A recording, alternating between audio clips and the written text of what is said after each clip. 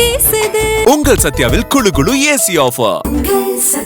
Varun, Monday மோட்டிவேஷன்ல ஒரு குட்டி கதையோட ஆரம்பிக்கலான்னு இருக்கேன். ஓகே. நம்மலாம் ஸ்கூல் படிக்கிறப்ப சில பசங்க நல்லா படிக்கிற பசங்கிட்ட போய் நல்லா படிச்சுட்டு வந்துடுற நாளைக்கு நைட்டு இது தூங்கி தொலைஞ்சிடாத, இந்த செகண்ட் சாப்டர் ஃபோர்த் சாப்டர் நிறைய கேள்வி ரூபம்லாம் சொல்றாங்க, தயவு செஞ்சு நல்லா படிச்சுட்டு வா, உற்சாகமா வா, மெயினா எனக்கு எக்ஸாம் அப்ப எனக்கு காமிச்சிரு, அதுதான் ரொம்ப முக்கியம், இதுல எனக்கு நன்மை உனக்கு நன்மை அப்படிம்பாங்க. நான் படிச்சுட்டு வந்து எனக்கு நன்மை தெரியுது, உனக்கு என்ன நன்மைனா அதெல்லாம் அப்படிதான்டா, நீ நாளைக்கு நீ காமிக்கலாம் நான் அவ்வளவுதான் பாத்துக்கணும் கரெக்டா வேற செய்வாங்க அந்த பசங்க. அதாவது அவங்க உழைப்புல நம்ம வளர்ந்துக்கலாம் பாக்குறாங்க சில பேர். சொல்றீங்க அது ஸ்கூல்ல ஆரம்பிச்சு இப்போ வரைக்கும் படிக்கிறதான் பண்ணிட்டு இருக்காங்கன்னு வச்சோம். இன்னொருத்தர் உழைப்புல இன்னொருத்தர் வாழ்ந்துகிட்டு இருக்கிறது, அது வந்து நிகழ்காலத்துக்கும் பொருத்துற மாதிரி இருக்கு. நம்ம யாரு என்னெல்லாம் சொல்லலாம் நம்ம நேர்ல வந்து முடிவு பண்ணிப்பாங்க. ஓகே, நம்ம இன்னைக்கு உற்சாகமா ஷோக்குள்ள போலாம். Welcome to the imperfect show. நானும் நண்பன் சிபி சக்கரவர்த்தி. நான் உங்கள் வருண். ஓகே, ஷோக்குள்ள போயிடலாம். Welcome to the imperfect show. Election பக்கத்துல வந்துருச்சு. காங்கிரஸோட எதிர்கட்சி யாரு? பாஜகவா? இல்ல, தமிழ்நாட்டை பொறுத்தவரைக்கும் டிஎம்கேவா மாத்திக்கிட்டு இருக்காங்க. டே பை டே அந்த விரிசலுங்கிறது அதிகமாகிட்டே இருக்கு. இதே சூழல்ல இப்ப எலெக்ஷனுக்கு போனாங்க அப்படின்னா எல்லாம் வந்து ஒருமித்த கருத்தோட அண்ணன் தம்பியா வந்து வேலை பார்க்கணும். நீ அப்படி பேசணும் தானே இப்படி பேசணும் தானேன்னு சொல்லிட்டு மனஸ்தாபத்தோட வேலை பார்த்தாங்கன்னா எப்படி ஜெயிக்க முடியும்? அவங்களும் ஜெயிக்க முடியும், இவங்களும் ஜெயிக்க முடியாது. வேலை பார்ப்பாங்களா? காங்கிரஸ்ல பார்க்க மாட்டாங்கன்னு திமுக சொல்றாங்க. அது உற்சாக மீதியில் ஏதோ ஒன்று போயிட்டேன். கரெக்ட். நாங்க தான் வேலை பார்த்து காங்கிரஸை வளர்க்கிறோம்னு டிஎம்கே சொல்றாங்க. சரி, இப்ப என்ன இதுல ஒரு சர்ச்சைனா, ஒரு இமெயில் ஒண்ணு சுத்திட்டு இருக்கு. இந்த இமெயில பல காங்கிரஸ் தொண்டர்களும் கார்கேக்கு அனுப்புனதா ஒரு சர்ச்சை வந்து போயிட்டு இருக்கு. இது வந்து அல்வா மாவட்டத்தை சேர்ந்த ஒரு எம்பி வந்து அவரோட முன்னெடுப்புல தான் இது ஒரு இயக்கம் மாதிரி நம்ம பண்ணணும் அப்படின்னு சொல்லி அந்த இமெயில்ல வந்து என்ன சொல்லியிருக்காங்க அப்படின்னா 4 பாயிண்ட் கொடுத்துருக்காங்க. கார்கேக்கு அல்வா கொடுக்கறதுக்கான ஒரு திட்டமா? கார்கேக்கு அல்வாவா இல்ல காங்கிரஸ்க்கு அல்வாவாங்கிறது அவங்களுக்கு இதோட எண்டுல தான் தெரியும். இப்ப அந்த மெயில்ல வந்து 4 முக்கியமான விஷயம் இருக்கு. ஒண்ணு என்னன்னா, ஆட்சியில பங்கு அப்படிங்கிறத வலியுறுத்தணும். இது வந்து எல்லா தொண்டர்களும் விரும்புறாங்க, இதை தலைமையும் வந்து புரிஞ்சுக்கணுங்கிற மாதிரி ஒரு பாயிண்ட்டு. அதே மாதிரி 2வது வந்து சீட் ஷேரிங், அதிக அளவில் சீட்டை வந்து நம்ம கேட்கணும் அப்படிங்கிறது. 3வது வந்து இந்த லோக்கல் பாடிஸ்ல பொறுப்புகள், மேயரா இருக்கலாம் இல்லை நகராட்சி மன்ற தலைவர், இந்த மாதிரியான முக்கியமான பொறுப்புகளில் காங்கிரஸ்க்கு அதிக இடம் வேணும் அப்படிங்கிறது கேட்கறது. இன்னொன்று, கிராஸ் ரூட் லெவலில், அதாவது அடிமட்டத்தில் வந்து கட்சியை வளர்த்தெடுக்கணும்னா நமக்கு வந்து அதிக கவுன்சிலர் சீட்டும் வேணும், அதை பற்றியும் கூட்டணி கட்சியோட வந்து தலைவர்கள் பேசணும் அப்படின்னு சொல்லி அந்த மெயில வந்து கீழே பேர் வந்து பேருக்கு மட்டும் இடம் விட்டுருக்காங்க, மற்றது எல்லாமே அட்ரஸ்லேருந்து எல்லாமே அனுப்பிச்சு விட்டாங்க. இந்த மெயில வந்து அனுப்புங்க தலைவருக்கு அப்படின்னு சொல்லி ஒருத்தர் முன்னெடுத்திருக்காராம். இந்த எஃபோர்ட்டை கார்கே கிட்ட போடுறாங்க, திமுக போட்டுட்டு இருக்காங்க. இதே மக்கள்கிட்ட போட்டுருந்தாங்கன்னு வச்சுக்கோங்க, இவ்வளவு வருஷத்துல டெவலப்பா ஆயிருப்பாங்க. மக்களுக்கு மெயில் அனுப்புறதுனா ஈஸியா இருந்திருக்கணும், இறங்கி போயில பாக்கணும். அதை ஏசி ரூம்ல உட்காந்து நாங்க வேலை பார்ப்போம், இல்லைங்கிறதா வேலை பார்த்தாங்கன்னா அதுல வந்து நாங்க சவாரி செஞ்சுட்டு ஜெயிச்சுட்டு போவோம். Work from home. அதனாலதான் டிவிக்கேவோட போகணும்னு ஆசைப்படுறாங்களான்னு நமக்கு தெரியல. சரி, அந்த மாதிரி ஒரு மெயில் சுத்திக்கிட்டு இருந்துச்சு. இதுல வந்து மாணிக்கம் தாக்கூர் இருக்காருல்ல, அவர் தான் வந்து போற இடங்கள்லாம் திமுகக்கு எதிராக வந்து பேசிட்டு இருக்காரு. அடிச்சா திருப்பி அடிப்போம் அப்படின்லாம் வந்து பேசிட்டு இருக்காரு. இதுல வந்து அவர் என்ன பேசியிருக்காரு, ஒரு கூட்டத்துல பேசும்போது இந்த மாதிரி என்னை வந்து சஸ்பெண்ட் பண்ணிட்டாங்க, எதுக்காக அப்படின்னா மக்களவை எதிர்கட்சி தலைவர் ராகுல் காந்தியை பேச விட மாட்டேன்னாங்க, அதுக்கு எதிர்த்து போராட்டினதுனால 8 எம்பிக்களை சஸ்பெண்ட் பண்ணிட்டாங்க. அதுல 7 பேர் வந்து காங்கிரஸை சேர்ந்தவங்க, ஒரு ஆள் வந்து சிபிஎம் சேர்ந்தவர், இது எல்லாருக்கும் தெரியும். ஆனா பாருங்க, துணை நிற்கிறோம் சொல்றாங்க, அவங்க யாருமே சஸ்பெண்ட் ஆகல. இப்ப என்ன அர்த்தம்? காங்கிரஸ் மட்டும்தான் வந்து ஆர்எஸ்எஸ் பிஜேபியை எதிர்க்கக்கூடிய ஒரு துணி உள்ள கட்சி, அவங்களெல்லாம் சஸ்பெண்ட் பண்ணாததுக்கு என்ன காரணங்கிறது தெரியுங்கிற மாதிரி சொல்லியிருக்காரு. ஸோ டிஎம்கே வந்து பிஜேபியோட பி டீம்னு இன்டைரக்டா சொல்றாரு மாணிக்கம் தாக்கூர். அவருக்கும் அந்த வார்த்தை இருந்துட்டே இருந்துச்சான். ஏன்னா வந்து சஸ்பெண்ட் ஆன உடனே பல பேர் ஆறுதல்லாம் சொல்லுவாங்க, மூடர்போனா சொல்றாங்க, அது கூட சொல்லவே இல்லையாங்க இருந்த திமுக எம்பிக்கள் துணை நிற்க முடியாதுன்னுட்டாங்க போல அப்பவே. அதுலயுமே காயப்பட்டா அதான் இங்க வந்து வண்டி கட்டிட்டு அடிச்சுக்கிட்டு இருக்காரு திமுகவை. ஆமா, வைகோ வேற சொல்லியிருக்காரு, மதச்சார்பற்ற முற்போக்கு கூட்டணியில மதிமுக அங்கம் வகிக்கிறாங்க, அவங்கலாம் பெரிய டிமாண்ட்லாம் பண்ணாங்கன்னா கிளம்புப்பா அப்படின்ட்டாங்கன்னா முதலுக்கே மோசமா இருந்தாலும் அமைதியா இருக்காரு வைகோ, அவருடைய சன் துரை வைகோ. இப்ப என்ன சொல்றாருன்னா, காங்கிரஸ் கேட்கறது அவங்களோட உரிமை, அதெல்லாம் ஓகே தான், அதெல்லாம் போகாத ஊருக்கு வழி சொல்ற மாதிரி இருக்கு, ஆட்சியில பங்குங்கிறது இதெல்லாம் ஏத்துக்க முடியுமா, கொஞ்சம் அடக்கி வாசிங்க அப்படிங்கிற மாதிரி சொல்லியிருக்காரு காங்கிரஸ் அவர் நோக்கி. செல்வப்பிரதே நீங்க பேசியிருக்காரு, யாருமே பொது வழியில வந்து பேசக்கூடாது, உங்களுக்கு ஏதாவது வேணும்னா கட்சிக்குள்ள நீங்க வந்து பேசுவாங்க, கட்சி தலைவருங்கிற முறையில சொல்லுங்க, ஷேர் பண்ணுங்க, அதை பொது வழியில பேச அது பிரச்சனை தான் பெருசாகும் அப்படிங்கிறாங்க. பட் யாருமே கேட்ட மாதிரி தெரியல. ஏன்னா அந்த 77 புதிய மாவட்ட செயலாளர்கள் மீட்டிங் டெல்லியில் நடந்துச்சு. அப்பயுமே செல்வப்பிரதி வெளியும் தான் சொன்னாரு, நிறைய பிரச்சனை இருக்கதான் இருக்கு, பட் நமக்குள்ள பேசி போனாங்க, பட் எல்லாத்தையும் நாங்க வெளியே தான் பேசுவோம் அப்படின்னு பேசிக்கிட்டு இருக்காங்க காங்கிரஸ்காரங்க. ஆமா, ராகுல் சொல்லாம மாணிக்கம் தாகூர் அப்படி பேச மாட்டாங்கிற கருத்தும் இங்க தமிழ்நாட்டுல திமுக காரங்கள்ட்ட இருக்கு. இன்னொரு விஷயம் என்னன்னா, இவர் செல்வ பெருந்தகை இன்னைக்கு கார்கேவை பாக்குறேன் அப்படின்னு சொல்லிட்டு பெங்களூர்ல இருக்காராம். பெங்களூர் வந்து கிளம்பி போயிருக்காரு. என்ன தலைமையோட பெரிய ஆளா இந்த மாதிரி கூட்டணி பத்தி பொது வெளியில பேசுறதுன்னு மாணிக்கம் தாகூரையும் விமர்சிச்சிருக்காரு.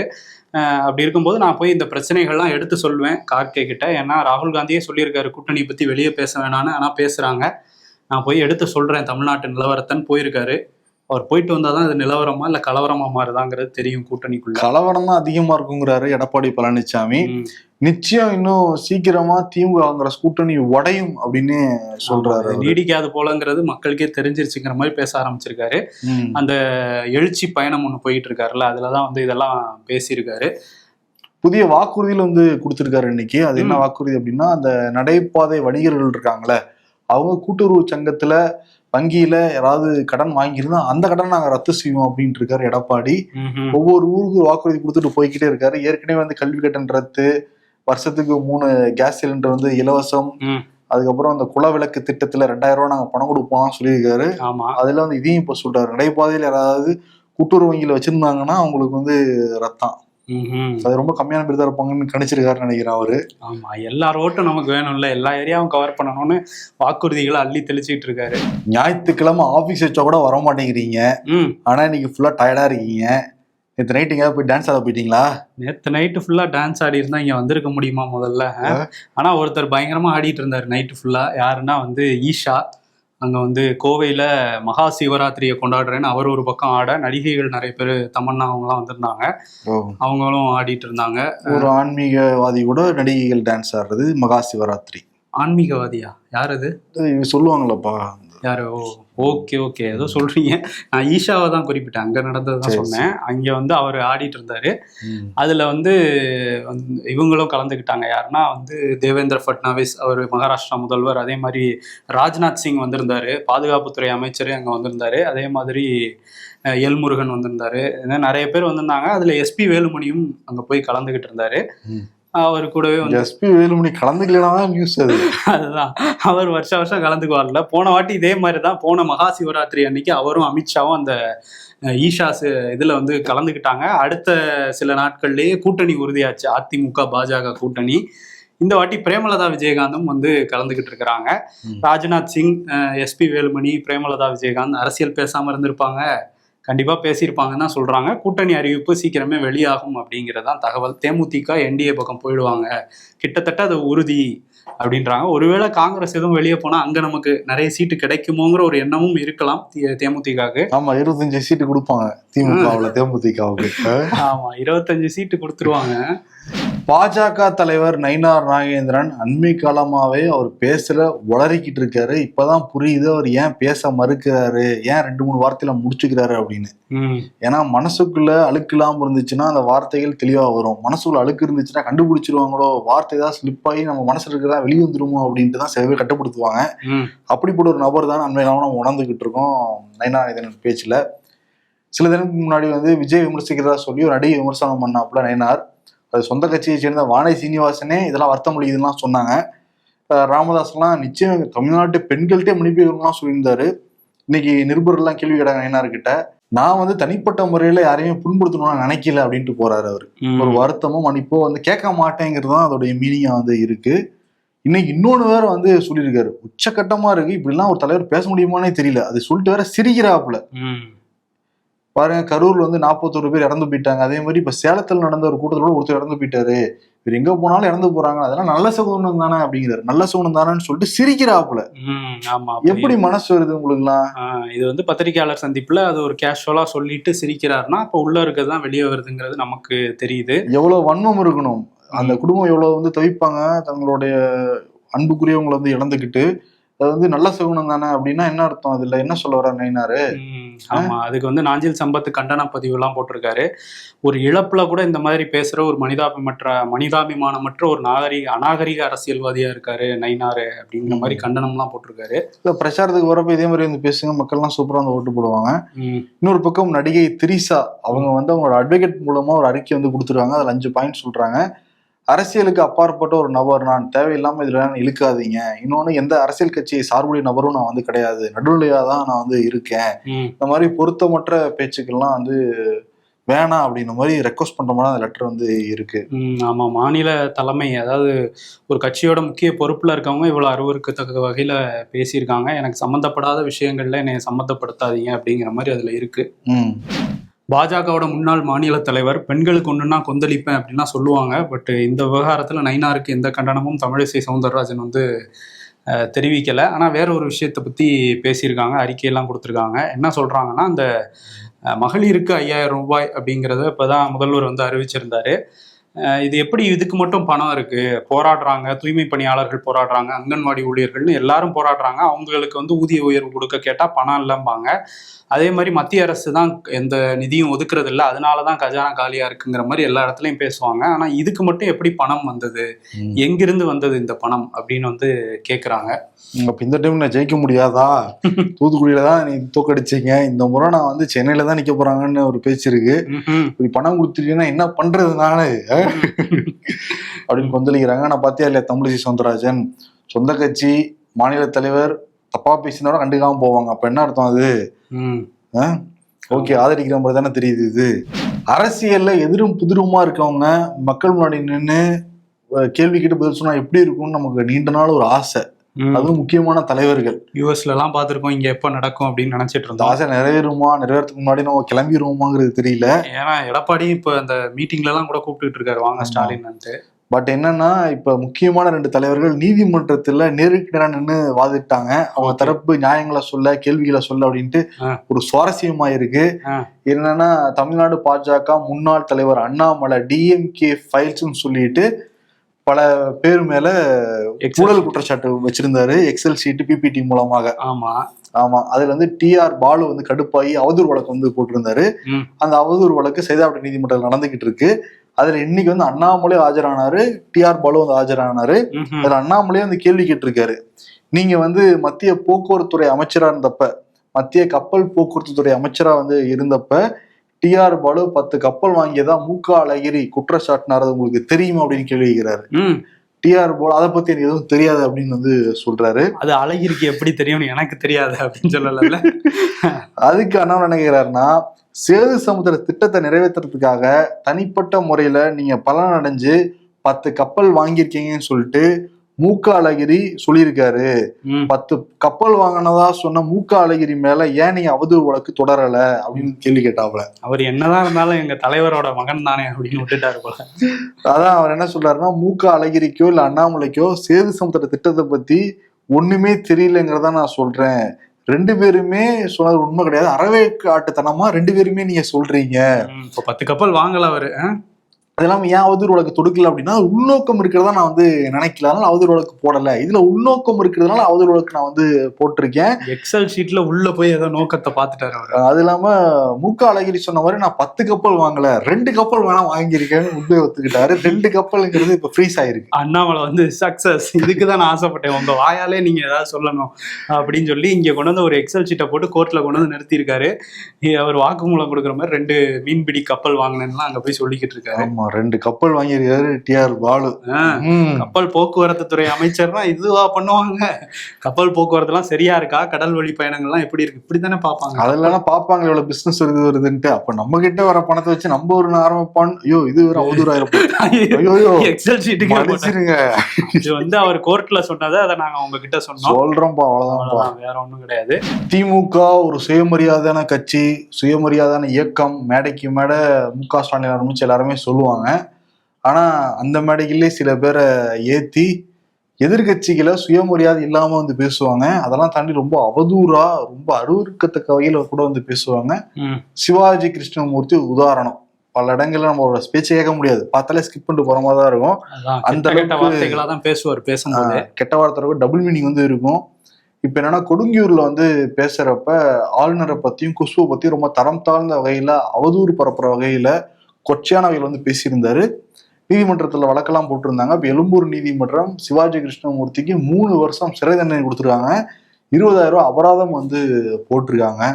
இப்ப எலெக்ஷன் தான் நெருங்க போகுது. இதெல்லாம் இந்த செய்தியெல்லாம் பார்த்துட்டு வரணும் அரசியல்வாதிகள். திருப்பி அவங்க வந்து ரொம்ப கொச்சையான வகையில வந்து பேசினாங்கன்னா ஏத்துக்க முடியாது. ஆமா, நயினார் நாகேந்திரன் பேசினதுக்கு திமுகல இருந்து எதிர்ப்புகள்லாம் வந்தது. பட் இவர் பேசுறத திமுகலே சில பேர் வந்து கொண்டாடுறாங்க. ஆகோன்னு அந்த வீடியோ எல்லாம் ஷேர் பண்றதையும் நம்ம பார்க்க முடியுது. ஒரு முரணா தான் இருக்குது இது ஒரு வகையில. எகிப்து நாடுனாலே நமக்கு கண்ண முன்னா நினைவுக்கு வர்றது அங்க இருக்கிற பிரமிடுகள் தான். அப்படியே கீழேன்னு பார்த்தோம்னா வான் உயர்த்து அந்த பிரமிடு எல்லாமே இருக்கும். எப்படி இதெல்லாம் கட்டினாங்கன்னு இது வரைக்கும் ஆராய்ச்சி பண்ணிக்கிட்டு இருக்காங்க. பல 100 ஆண்டுகளாக அந்த ஆராய்ச்சி தொடர்ந்துகிட்டே வந்து இருக்கு. வேலி ஆஃப் த கிங்ஸ்லாம் சொல்லுவாங்க. இப்ப என்னன்னா சுவிட்சர்லாந்து, பிரான்ஸ் நாட்டை சேர்ந்த அகழ்வாராய்ச்சி ஆய்வாளர்கள் அங்க வந்து ஆய்வு மேற்கொண்டப்ப இந்த 30 கல்வெட்டுகள் வந்து கிடைச்சிருக்கு. அதுல தமிழ் பிறமி எழுத்துக்கள் கொண்ட கல்வெட்டுகளும் கிடைச்சிருக்கு. அதுல தமிழ் எழுத்துக்களும் பொறிக்கப்பட்டிருக்கதாக அந்த அகழ்வாராய்ச்சி ஆய்வாளர்கள் வந்து தெரிவிச்சிருக்காங்க தங்களோட ஆய்வுகள் மூலமாக. அதுல சிறை கொற்றான் வரக்கண்டங்கிற வார்த்தை வந்து பொறிக்கப்பட்டிருக்கான். சிகை அப்படின்னா மன்னவன் அப்படின்னு சொல்றாங்க.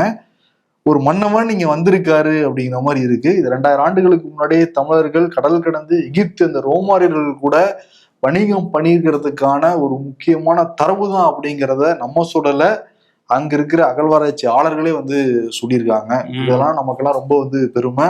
தமிழன் என்று சொல்லடா தலை நிமிர்ந்து நில்லடான்னு சொல்லுவாங்கல்ல, அதுக்கு வந்து எவ்வளவு உதாரணங்கள் வந்துகிட்டே இருக்கு. ஆமா, தூணிலும் இருக்கும் துரும்பிலும் இருக்கும்ங்கிறது தமிழுக்கு செட் ஆகும் போல உலகம் முழுக்க பரவி கிடக்குது அந்த தமிழ் மொழி.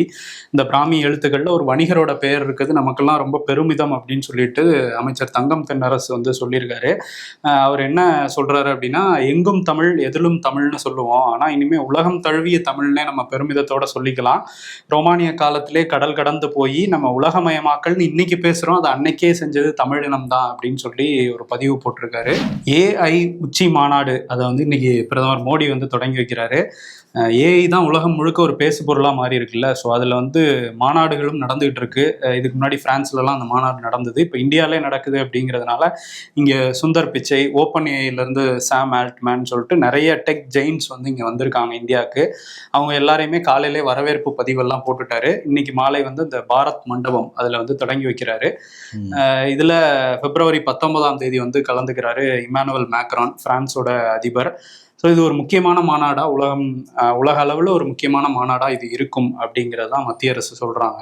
ஓகே, இன்னொரு பக்கம் மத்திய அரசை எதிர்த்து அறிக்கை கொடுத்துருக்காரு ராகுல் காந்தி. அவர் என்ன சொல்றாரு அப்படின்னா, இப்போ அமெரிக்கா கூட ட்ரேட் டீல் நீங்க முடிச்சிருக்கீங்க, அதில் விவசாயிகளுக்கு எல்லாமே துரோகம் பண்ற மாதிரி பல டீல்ஸ் வந்து முடிக்கப்பட்டிருக்கு. குறிப்பா சொல்லணும்னா அந்த சோயா எண்ணெயில் இறக்குமதி செய்யப்படும் நீங்க சொல்றீங்க.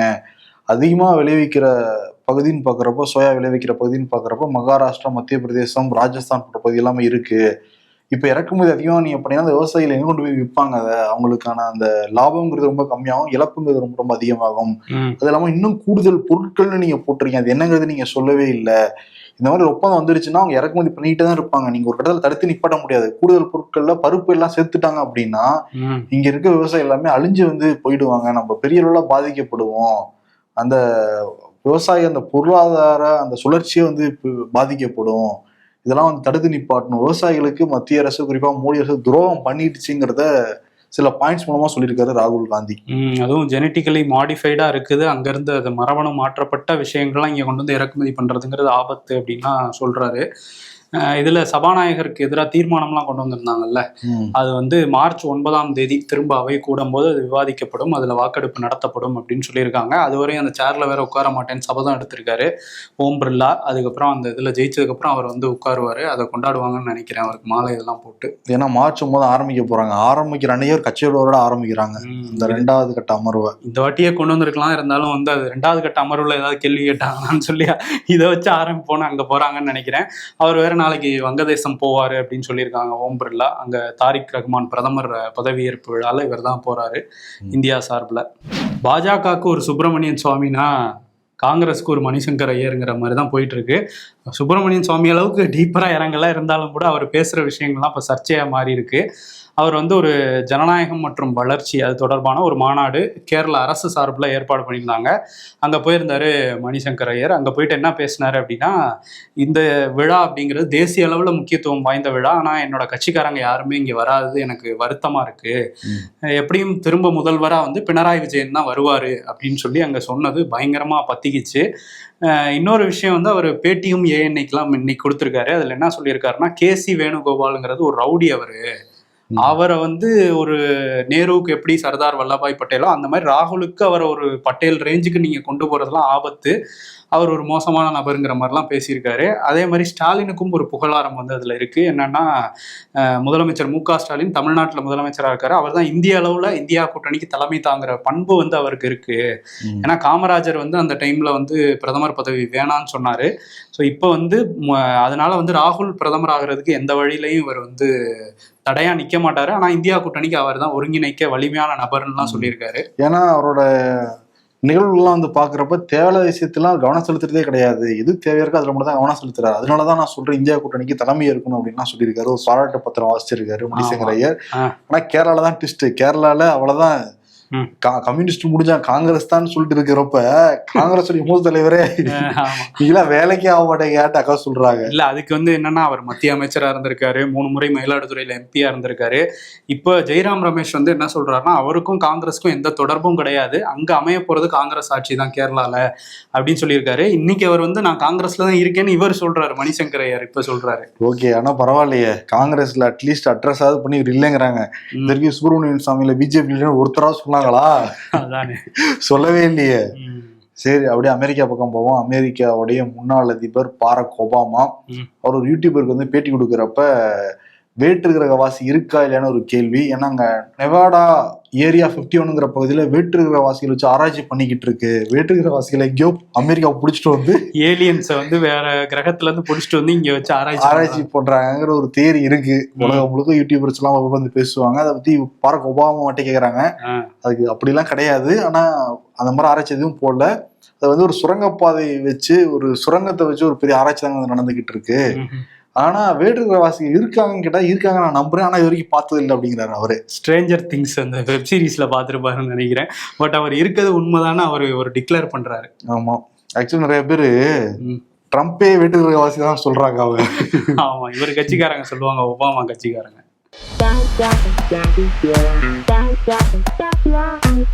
மை ஸ்டொமக் அடிக்கடி மீலை ஸ்கிப் பண்றான். இவனுக்கு ஒரு அல்சரை போட்டாதான் சரி வரும். New books, petrol, soil after rain, இந்த ஸ்மெல் பண்ணி பாக்குறாங்க. இதெல்லாம் நல்லா இருக்கும்ட்டு. ஆமா, நிறைய பேருக்கு பிடிச்ச வாசனையா இருக்கும். கற்பூர வாசம் கூட நல்லா இருக்கும்.